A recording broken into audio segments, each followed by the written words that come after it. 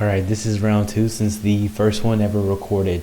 So last week we anticipated a stronger dollar and we got some consolidation throughout the week, but on Wednesday we got some volatility.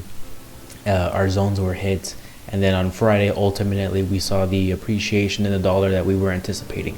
So we're gonna go ahead and look into some fundamentals here before we look at the charts. Let me go ahead and get in there. So as far as the top setups go, the readings are the same as last week. So we have the euro dollar, New Zealand dollar, Australian, and the pound being shorted, while the dollar Swiss and dollar Canadian are very bullish here. Diving deeper into the commitment of traders, all it is the net positioning that bigger institutions have against these pairs or these currencies. Long-term view, we still have the dollar being strong here on the right hand side. On the left hand side, we can still see the Canadian, Swiss, New Zealand, Australian, the euro being heavily shorted. Highlighting just the dollar here, we have 2,500 short contracts that were removed and 1,500 long contracts that were added last week, giving it a net change of 4.6%. The net position for the dollar is now 12,700 in the long. The Canadian saw some buying here for a 1.99% net change in the positive. 7,500 short contracts were removed and 3,900 long contracts were added. The Canadian dollar is still very weak with a net position of minus 167,000 short contracts. Australian, same thing, minus 3.59% in the red, net position 77,000 in the negative. Swiss franc got a minus 0.63% in the red with a net position of minus 38,000. Euro, same thing, net position minus 60,000 short contracts. Has some slight selling here, minus 0.25% net change. Looking at the COT data here, the euro is still building a bigger short net position, while the dollar, I would assume, let's look here, is growing a bigger positive net position. So that's why you see the imbalance, and if you look at the price chart, you can see that the euro is declining. One other thing I want to look at here is retail sentiment. I want to highlight this because this is a contrarian signal. Usually retail traders are known for being on the wrong side of the trend. So with euro, New Zealand, Australian all depreciating, looking at this retail sentiment signal here, you can see that the net position for retail traders are, for example, New Zealand 75% long, 25% short. Australian dollar 70% long, 30% short. Pound, euro dollar, same thing, 62% long, 38% short. So what that's showing is the retail trader is buying these assets when they're depreciating, meaning they're on the wrong side of the trade. So pairing that with the COT data and also some technical analysis, those are good confluences that can add to your bias and direction. Last week's focus was primarily on inflation data that we received. We did receive some cooling inflation data and some pretty good retail sales data. So that's why you saw ultimately towards the end of the week the dollar appreciated and the others against it depreciated.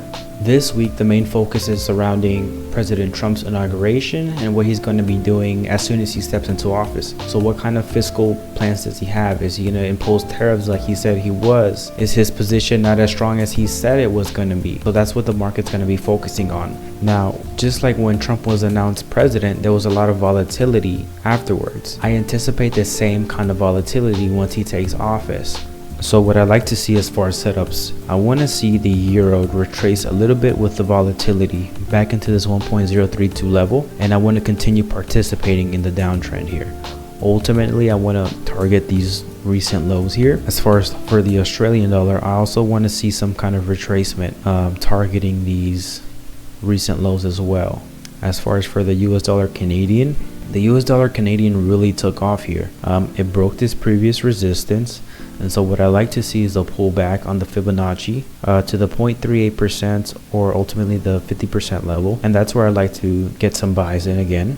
As far as for the dollar Swiss, that one's an interesting one because you saw that the Canadian dollar really took off and the dollar Swiss is pretty much lagging. What I would love to see is it react on this level here, get some kind of retracement, and I want to play the catch up. I want to see the dollar Swiss appreciate and catch up to the dollar Canadian.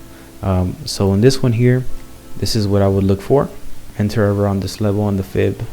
If we flip to the 1 hour, that to me, if we can get filled at the 50% level or the 0.61% level, that would be a really good buy. And it'd be a short stop, so a small stop of 30 pips. To me, that's a really tight stop loss, so this would be more of a day trade. I would probably see if price hits this level. I'd like to monitor it, make sure there's no news coming out, any volatility that I would look out for. And if the path is clear, I'd like to take a buy with a short stop of 30 pips, and I'd like to trade that up to the most recent highs. That's what I'd like to look for. Hopefully this week with the inauguration brings some volatility. That way we can get some more entry opportunities to continue participating in the trend here. Another thing I'd like to highlight is the 10-year yield. You saw that it broke this resistance here. If we go on the higher time frame, let's go to the daily and then we'll zoom down. On the daily, we saw it hit this resistance level. It spiked up and then it broke back down. If we go down to the 1 hour, now we kind of see it trending down. So this could be an indication that we could get some pullback opportunities. Now adding that you have the volatility, we could have some opportunity to re-enter the market. So that's what I'm looking out for this trading week. I do over time want to make these videos of better quality, so I'm open to any feedback or comments that you guys have.